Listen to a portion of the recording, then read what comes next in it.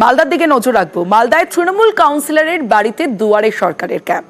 তার বাড়ি এবং ওয়ার্ডে দুয়ারে সরকার জানিয়ে বিতর্ক তৈরি হয়েছে, কারণ দুয়ারে সরকার ইংরেজবাজারের 3 নম্বর ওয়ার্ডের কাউন্সিলরের বাড়িতে। কাউন্সিলর মনীষা সাহার বাড়িতে দুয়ারে সরকারের ক্যাম্প। কাউন্সিলরের বাড়িতে দুয়ারে ক্যাম্পে সরব বিজেপি। পুরসভার অনুমোদনেই ক্যাম্প, দাবি কাউন্সিলর মনীষা সাহার।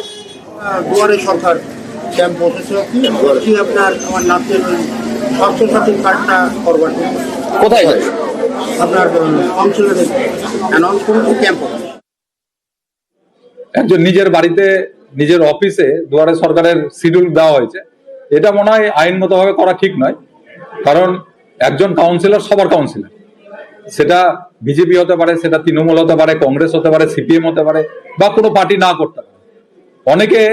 অনেক সময় পার্টির ছায়াযুক্ত জায়গায় যেতে চায় না, তো স্বাভাবিকভাবে এটা একটা নিউট্রাল জায়গা, স্কুল বা এরকম কোনো একটা নিউট্রাল জায়গায় করা উচিত।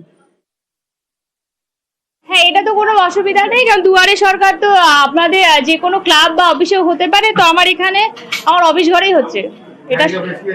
হ্যাঁ হ্যাঁ, অবশ্যই, কারণ আপনারা দেখতে পাচ্ছেন যে এখানে বসেছে আমার গ্যারেজ ঘরটা, গ্যারেজ ঘরটা অবশ্যই জায়গা বেশি আছে, আমাদের কাজের সুবিধার্থে এখানে হচ্ছে। আমার বাড়ি খালি আছে, আমি থাকি না, তো ওটা করবে না, ওইটা দলীয় কার্যালয় না, কাউন্সিলর বসে সার্ভিস সেন্টার ওটা বলা যেত। যে কোনো দলের মানুষ আসতে হ্যাঁ, যে কোনো দলে, আমার অফিসে আমার যে কোনো দলের লোকরা আসছে না।